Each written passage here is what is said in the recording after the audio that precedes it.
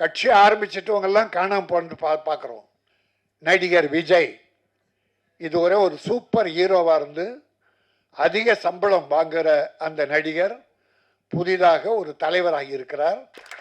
வெற்றி பெற வேண்டும் இல்லை முதலமைச்சராக வேண்டும் என்ற எண்ணத்தோடு ஆரம்பித்தால்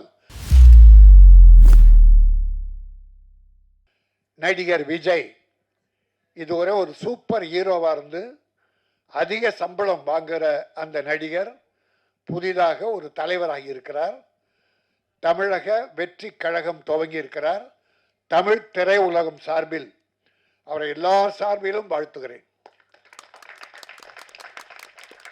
வெற்றி பெற வேண்டும் இல்லை முதலமைச்சராக வேண்டும் என்ற எண்ணத்தோடு ஆரம்பித்தால் அதற்கென்ன சில வழிகள் இருக்கிறது. கட்சி ஆரம்பிச்சிட்டவங்கெல்லாம் காணாம போன்னு பார்க்குறோம். ஆனால் வெற்றி பெற வேண்டும் என்றால் புரட்சி தலைவர் முதலமைச்சர் ஆயிட்டாரு அப்படின்னா அவர் அடிச்சுவடை கூட தொடுவதற்கு இன்றைக்கு யாரும் இல்லை.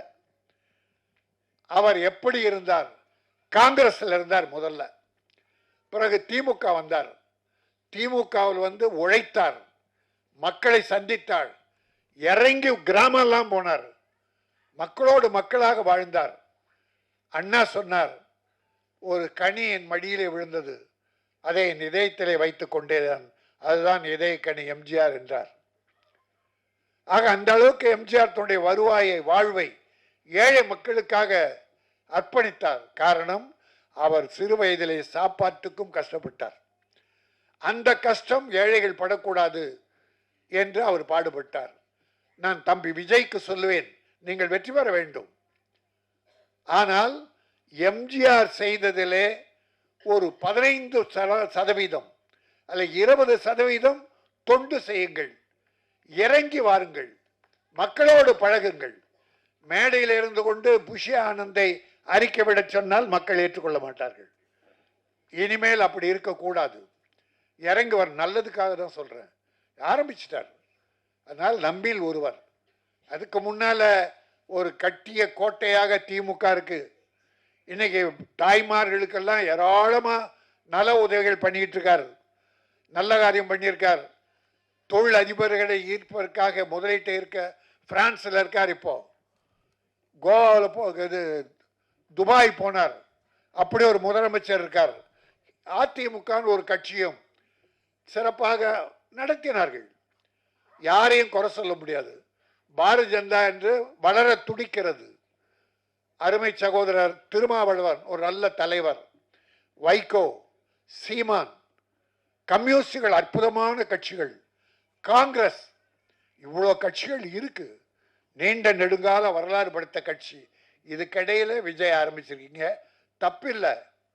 இனிமேல் நீங்கள் எப்படி நடந்து கொள்ள போகிறீர்கள், என்ன கொள்கை வகுக்க போகிறீர்கள், மக்களுக்கு அதை எப்படி சேர்க்க போகிறீர்கள் என்பதை வைத்து மக்களின் ஆதரவை பெருகினால் நீங்கள் வெற்றி பெறுவீர்கள். எல்லாம் உங்க கையில் தான் இனிமே இருக்குது. யாரையும் நம்பி விட்டுறாதீங்க, நேரடியா வாங்க. தலைவர் காமராஜ், அம்பேத்கர், பெரியாரை படியுங்கள் என்று ஒரு அறிக்கை சொன்னீர்கள். நான் இன்னொன்றும் உங்களுக்கு சொல்லுகிறேன், பேரறிஞர் அண்ணாவை படியுங்கள், டாக்டர் கலைஞரை படியுங்கள், புரட்சி தலைவர் எம்ஜிஆரை படியுங்கள். இதையும் சேர்த்து படியுங்க. மிகச்சிறந்த தலைவராக வரலாம். எல்லோரும் சார்பிலும் நம்ம யாரும் கான்ட்ரவர்சியா பேசல. வந்துட்டார், நம்மில் சினிமா உலகை சார்ந்தவர். அவர் நல்ல சக்சஸ் ஆகணும். ஆனா நல்ல அறிவாளித்தனமா என்ன பண்ணியிருக்காரு, ஒரு தடவை திருநெல்வேலி போய் வெள்ளத்தால் பாதிக்கப்பட்டவர்கள் நேரடியாக கொடுத்திருக்காரு. குட், நல்ல விஷயம். இப்போ ஒரு நல்ல குழு போட்டு சில குழுக்களை அமைச்சுக்கிட்டு இருக்காரு, நல்ல விஷயம். மாணவர்களை 10th படித்த மாணவர்கள் +2 மாணவர்களாக தேர்ந்தெடுக்கிறார். ஏன்னா ஓட்டு அவங்களுக்கு தான் அடுத்து வருது. அது ஒரு நல்ல விஷயம். இப்படி சில திட்டங்கள் நல்லா தான் பண்ணியிருக்காரு இது வரைக்கும். இனிமேலும் அது சிறப்பாக இருந்து மக்களோடு வாருங்கள், மக்களுக்காக வாழுங்கள். இன்னொன்று நான் வாழ்த்துறேன், 200 கோடியே சம்பளம் சொல்றாங்க. இனி நான் படம் நடிக்க மாட்டேன், 2 படத்தோடு முடிச்சேன் என்றார். அப்போ 200 கோடியை திறந்துடுறார். அப்போ மக்களுக்காக இறங்கிட்டாருன்னு அர்த்தம். இன்னொரு தலைவர் இருக்கிறார் திமுகவில், உதயநிதி ஸ்டாலின். இன்றை மக்களோடு மக்களாக அந்த தம்பி போயிட்டு இருக்கார். ஆக அவருக்கு எப்படி போட்டி தரப்போறோம் என்பதெல்லாம் நினைத்து நல்ல மாதிரியா மக்களோடு பழகுங்கள், மக்களுக்காக வாழுங்கள். மதம் இதெல்லாம் வேணாம், நமக்கு எல்லா மக்களும் நம் மக்கள் என்று எம்ஜிஆரை வழியாக சிலவற்றை தேர்ந்து செய்தாலே ஒரு வெற்றிக்கு உண்டு. இன்னும் நல்ல விஷயம், 24ல் போட்டி கிடையாதுன்ட்டார், 26ல். அப்போ பயிற்சி, உங்கள் தொண்டர்களுக்கு கம்யூனிஸ்டுக்காரங்க மாதிரி பயிற்சி கொடுங்க. கள்ள ஓட்டு போடுறதுக்கு ஒரு பெரிய பயிற்சி வேணும் சார். அரசியலுக்கு வந்துட்டா அந்த அளவுக்கு மிக சிறப்பாக நடத்தி வெற்றி காண்பது உங்களிடம்தான் இருக்கிறது, மக்களிடம் இருக்கிறது என்பதை சொல்லி இந்த மேடையிலே வாழ்த்ததற்கு நான் பயன்படுத்தி கொண்டதற்காக ராயல் பாபுவும் என்னுடைய ஆதியும் நன்றி தெரிவித்து, வாழ்த்த வந்திருக்கிற பெரியோர்களே நீங்கள் வாழ்க, வாழ்த்த அமர்ந்திருக்கிற நல்லோரே நீங்களும் வாழ்க, எல்லோரும் நீடூழி வாழ்க, வளம் பெற்று வாழ்க, நலம் பெற்று வாழ்க, பொருள் பெற்று வாழ்க, நல்ல புகழ் பெற்று வாழ்க. நன்றி, வணக்கம். இந்த படம் நினைவெல்லாம் நீடா மிகப்பெரிய வெற்றி பெற்று ஆதிக்கும் ப்ரொடியூசருக்கும் பெரிய வாழ்க்கை தர வேண்டும். நடித்த கலைஞர்கள், தொழில்நுட்ப கலைஞர்கள் அத்தனை பேரையும் வாழ வைக்க வேண்டும் என கூறி விடைபெறுகிறேன். நன்றி, வணக்கம்.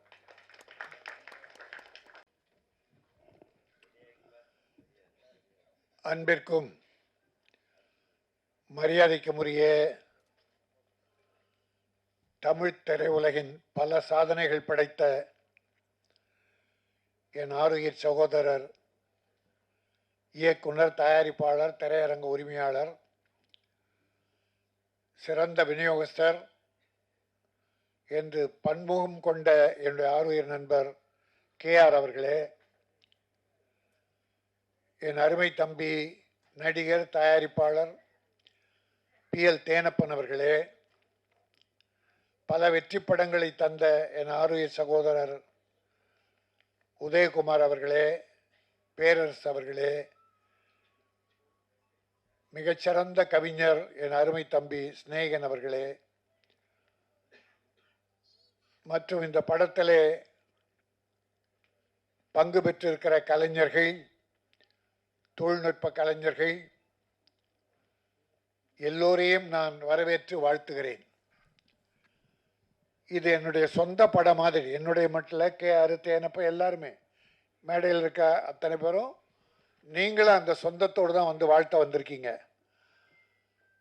ஆதிராஜன் இயக்குனர், ராயல் பாபு தயாரிப்பாளர். ஆதிராஜன் நீண்ட நெடுங்காலமாக என்னுடைய தம்பியாகவே உடன் வருபவர். மாலை முரசு என்ற பத்திரிகையில் நிருபராக பணியாற்றி பல புரட்சிகள் செய்தவர். நான் 2-3 முறை ஜெயிலுக்கு போறதுக்கு அவர் ஒரு காரணம். பிரச்சனை ஏதாவது ஒன்று எழுதி விட்டுருவாரு. பர்மா பஜார் போராட்டத்தை ஒரு மாதிரி எழுதி விட்டுருவாரு. அது நம்ம அங்கே, அது நல்ல விஷயம். நல்லது செய்யும் போது ஜெயிலுக்கு போறதுன்ற தியாகம்.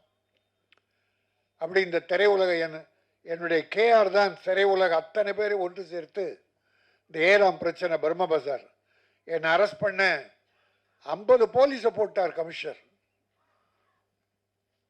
அப்போ KR இண்டஸ்ட்ரியில் எல்லாரையும் சேர்த்து சேம்பரில் ஒரு மீட்டிங்கை போட்டு ராஜனை கைது செய்யக்கூடாது, திருட்டு விசையை தயாரிப்பவர், எதிர்ப்பவர்களை, விற்பவர்களை எதிர்த்து பர்மா பஜாரில் போராடினார்.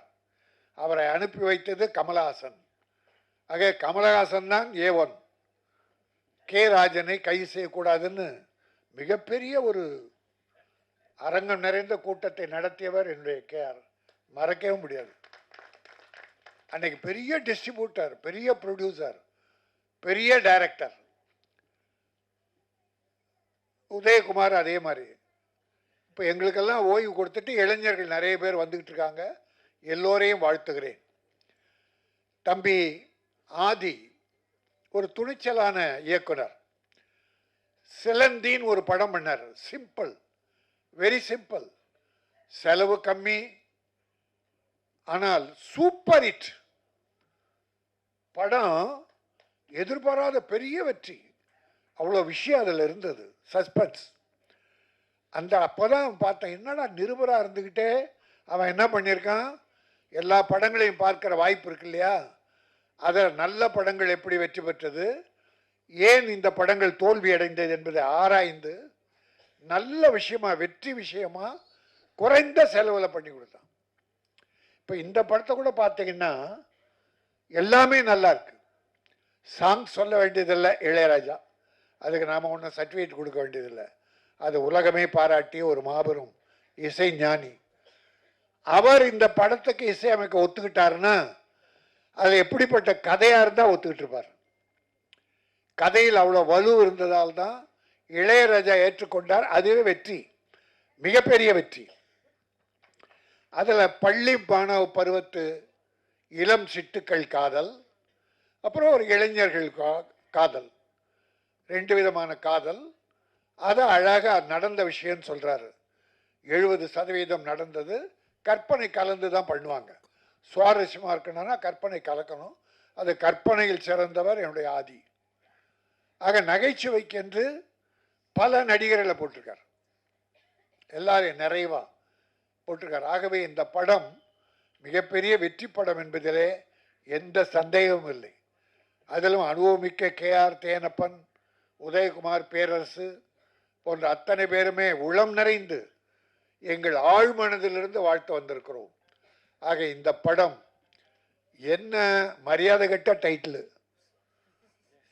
நீ நினைவெல்லாம் நீயடா டேய், என் நினைவெல்லாம் நீயடா. அவ்வளோ லவ், அவ்வளோ நெருங்கிய லவ், ஆத்மார்த்தமான லவ். அந்த காதல் நிறைந்தவங்களை தான் வாடா போடான்னு இந்த காலத்தில் புருஷன் பொண்டாட்டியே வாடா போடான்னுக்கிறாங்க. பொண்டாட்டி தாராளமாக டேய் வாடான்றாங்க. அவ்வளோ பழகிட்டாங்க போட்டு.